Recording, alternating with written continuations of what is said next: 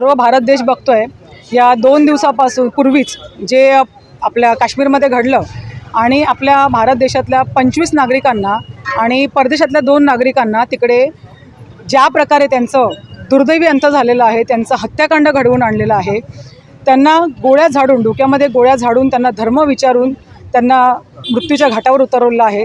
तर खरंच हे अत्यंत आपल्या भारतासाठी लाजिरवाणी आणि शोकेची बाब आहे असं मी सांगू इच्छिते। आज शिवसेना शाखा क्रमांक 3 शिवसेना उद्धव बाळासाहेब ठाकरे शाखा क्रमांक 3च्या वतीने आम्ही सर्व पदाधिकारी इथे जे मृत्युमुखी पडलेले आहेत ते आमच्या बांधवांना श्रद्धांजली अर्पण करण्यासाठी आणि त्याचबरोबर पाकिस्तानाचा आणि पाकिस्तानच्या पंतप्रधानांचा जाहीर निषेध करण्यासाठी इथे उतरलेलो आहोत।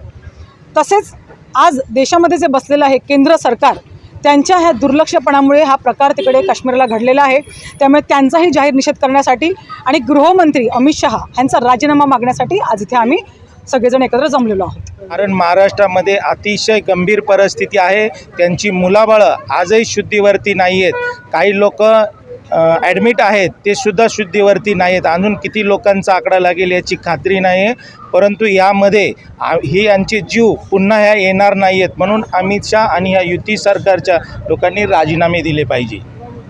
हम यहाँ पर जहाँ हिंदुस्तान में रहते हैं, आज ये जो कश्मीर में हुआ है, हमारे हिंदुस्तान के जो घूमने के लिए पर्यटक गए थे उनके साथ ये जो हादसा हुआ है, इसके लिए यहाँ का हर मुसलमान दुखी है।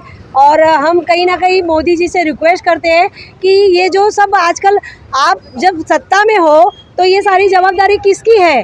आपकी है ना। हत्या लोकांची केली गेलेली आहे, त्याच्याबद्दल हा निषेध पूर्ण महाराष्ट्रात चालूच आहे। त्या आम्ही शाखा क्रमांक 3च्या वतीने हा निषेध केलेला आहे। पण माझ्या मनाची शंका अशी आहे की हा निषेध करावा का लागतोय? जिथे लोक पर्यटनासाठी गेल्या असतानाही तिथे लोकांना असा हा दिवस पाहावा लागला, तर सरकारला हे विचारणं गरजेचं आहे की त्यावेळेस तिथे सुरक्षा नव्हती का? ती लोक जेव्हा आपल्या लोकांपर्यंत पोचतात आणि त्यांना गोळ्या माऱ्यापर्यंत तिथे एकही सुरक्षा दल किंवा एकही सुरक्षा कर्मचारी नव्हता का? का आपल्या बॉर्डरवरची लोक तिथे नव्हती का? हा प्रश्न उभा राहतो। बघा, कुठल्याही देशात म्हणजे भारत असंच नव्हे पण कुठेही धर्मसंस्थांवर ज्या गोष्टी चाललेल्या आहेत त्या चुकीच्या आहेत। तुम्ही हिंदू आहेत त्यांना तुम्ही मारणार, मग त्या जी मुस्लिम राष्ट्र आहेत त्यांची तुम्ही हे करणार, खबरदारी घेणार, आणि जी हिंदू राष्ट्र आहेत त्यांच्या बाबतीत तुम्ही या गोष्टी करणार, आणि हे सगळं पाकिस्तानच्या आशीर्वादानेही होतं आहे।